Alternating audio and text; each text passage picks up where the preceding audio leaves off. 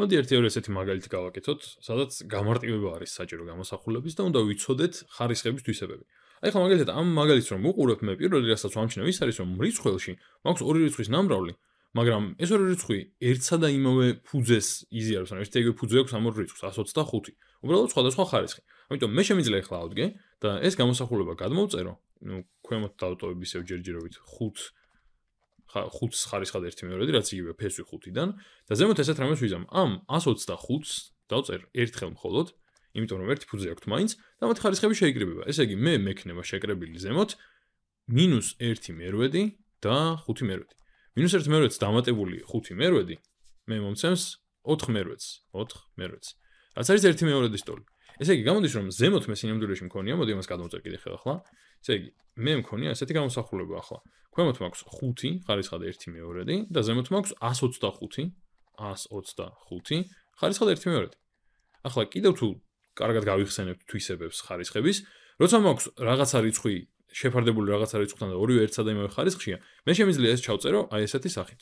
მე შემიძლია გავაკეთო ესეთი ჩანაწერი. ზემოთ 125 დავწეროთ და ქვემოთ 25.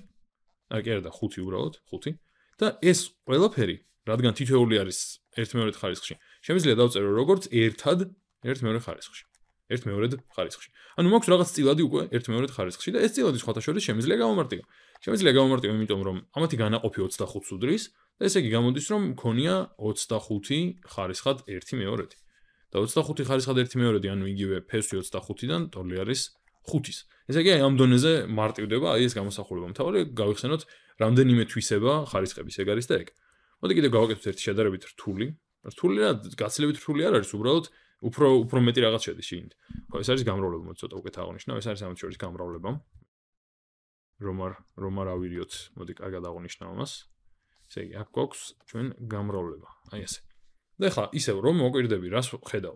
პირველ რიგში ხედავ რომ ქვემოთ ნიშნელში მაქვს ორი რაღაცის ნამრავლი და ორივე არის რა 3w კვადრატში რაღაც ხარისხად გამრავლებული 3w კვადრატშიზე რაღაც ხარისხად. მაშინ მოდი ავდგები და რადგან ერთნაირი ფუძეებია, წეღანდელებით მოვიქცევი. ამ წილადს გადმოვწერ ისევ, ზემოთ მექნება 12w ხარისხად 7 ხარისხად -3/2 და ქვემოთ მექნება ესეთი რაღაც 3w კვადრატში და ახლა ამათ ხარისხებს შევკრებ. მაქვს შესაკრები, ესე იგი რა ხარისხები? -2/3 დამატებული -5/6, კი არა და 5/6 მოკლედ. ხა მოდი უცებ შევკრიბოთ ესენი ცალკე. მაქვს -2/3 -5/6. 2/3 რა არის? 2/3 არის 4/6, ხო? ესე იგი მაქვს -4/6 -5/6. ახლა ამას შევხედოთ. მაქვს ესე იგი -9/6.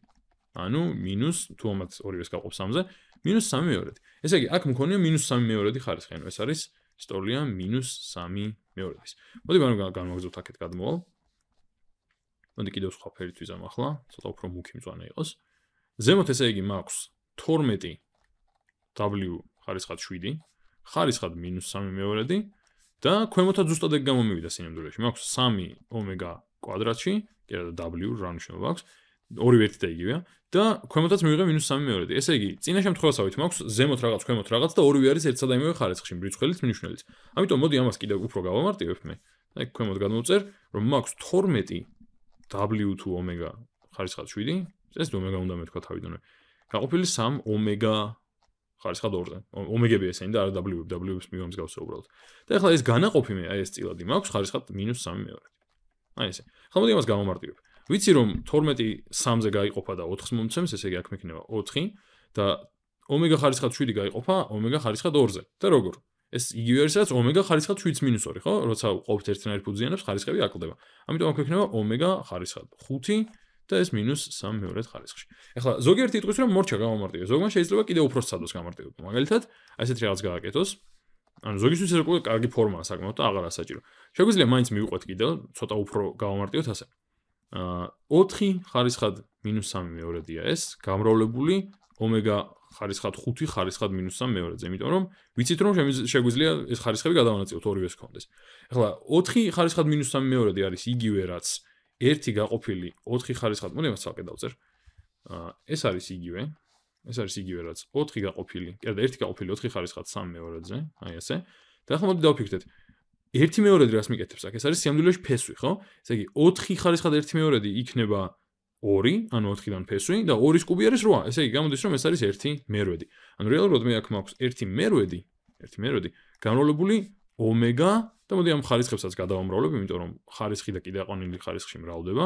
ეს იქნება -15 მეორედი. ომეგა ხარისხად -15 მეორედი. და ნუ საბოლოოდ შეგვიძლია დავწეროთ რომ ეს არის ომეგა ხარისხად მინუს ან პრინციპში შეგვიძლია ქვემოთ ჩავიტანოთ ომეგაც, სულ ერთია, ორივენაირად შეიძლება. შეგვიძლია ქვემოთ ჩავიტანოთ ომეგაც და მაგალითად გვექნება 1 გაყოფილი 8 ომეგა ხარისხად 15 მეორედზე. აი ზოგისთვის ესაა გამარტივებული. ზოგი იტყვის რომ მირჩენია ზემოთ იყოს და უარყოფითი ხარისხი ჰქონდეს. ნუ ბევრი ვარიანტი გვაქვს და ეგ უკვე გემოვნების საკითხია, მაგრამ თავისუფლად შეგვიძლია ვთქვათ რომ ეს არის მაგალითად ამისი ერთ-ერთი ყველაზე გამარტივებული სახე.